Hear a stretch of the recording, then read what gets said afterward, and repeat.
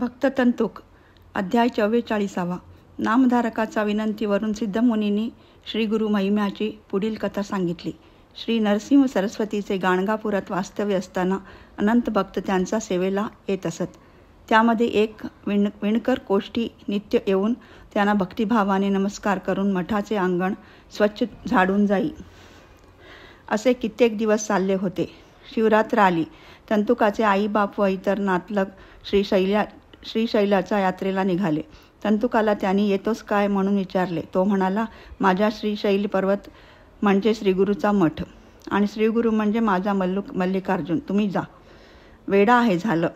असे म्हणून तंतुकाला सोडून सर्व पुरुष मंडळी निघून गेली. मठात जाऊन श्रीगुरूचे चरण दर्शन घेण्याचा त्याचा नेम चालूच होता.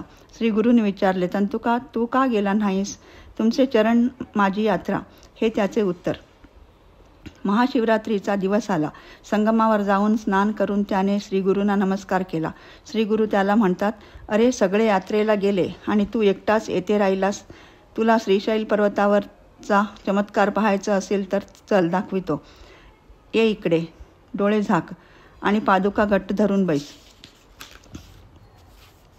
मनोवेगाने ते निघाले आणि क्षणात त्यांनी पाताळगंगेच्या तीरावर नेऊन बसविले. तेवढ्या वेळात त्याला झोप लागली होती.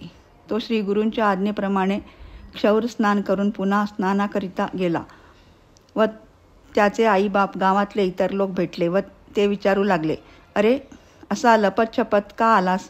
आमच्याबरोबर का आला नाहीस? तो म्हणाला, आज दुपारी गुरूच्या समवेत निघून 2 घटकामध्ये येथे येऊन पोचलो. ते म्हणाले, अगदी खोटे, लब्ध प्रतिष्ठित आहेस झाले. नंतर स्नान उरकून तो देवालयात गेला आणि शिवलिंगाची पूजा करू लागला. आणि काय चमत्कार, त्याच्याऐवजी श्रीगुरूच पूजा करून घेत आहेत असे त्याला दिसले. भाव तोची देव.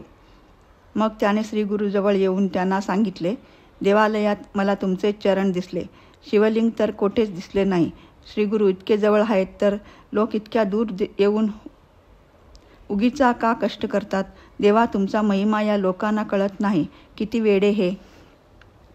श्रीगुरू त्याला म्हणतात, अरे ईश्वर सर्वत्र पूर्ण भरून राहिला आहे, पण हा स्थान महिमा आहे. स्थान महिमा कसा असतो ते सांगतो ऐक. पूर्वी किरात देशात विमर्शन नावाचा एक पराक्रमी राजा होऊन गेला. तो मांस भक्षण करी, व्यभिचार कर्म करी. असा दुराचारी असला तरी नित्य शिवपूजा त्याची चुकायची नाही. त्याचा हा असा दुराचार, पण शिवपूजा मात्र भक्तिपूर्वक करतो. याचे त्याच्या पत्नीला आश्चर्य वाटून तिने त्यासंबंधी त्याला प्रश्न केला. तो ऐकून राजाने तिला आपल्या पूर्वजन्माची कथा सांगितली. राजा तिला म्हणाला, मी पूर्वजन्मी एका धनगराच्या घरचा कुत्रा होतो.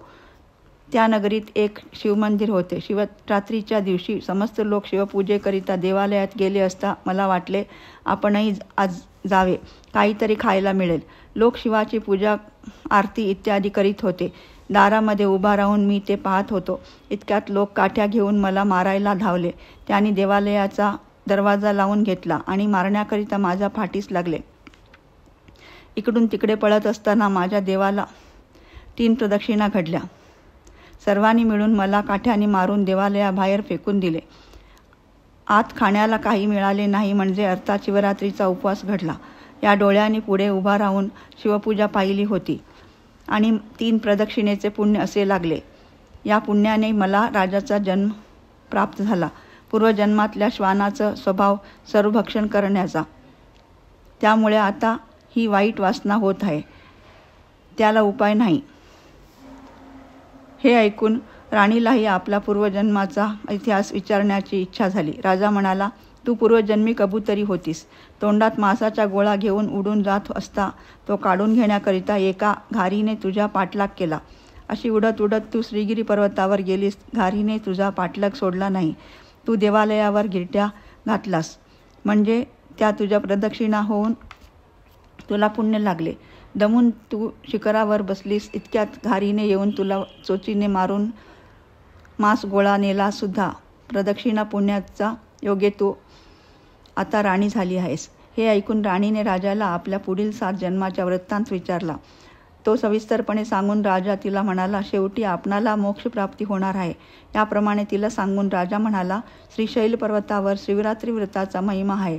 त्याच्या पुण्याने वर्णन करणे अशक्य आहे.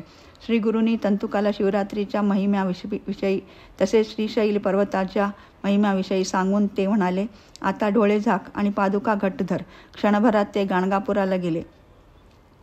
तंतुकाने ग्रामलोकांना श्री पर्वतावरच्या दवणा प्रसाद व विभूती दिली. तेव्हा त्यांना आश्चर्य वाटलं. ते म्हणू लागले, आता 2 प्रहर तर तू घरी होतास, तुझे हे सारे खोटे. तो म्हणाला, श्री गुरूंनी मला वायुवेगाने नेऊन आणले.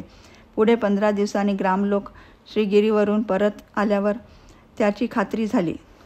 भक्तांना आनंद झाला. असा हा अपार गुरु महिमा आहे. अध्याय 44 समाप्त. श्री गुरु दत्तात्रेयार्पणमस्तु. शुभम भवतु.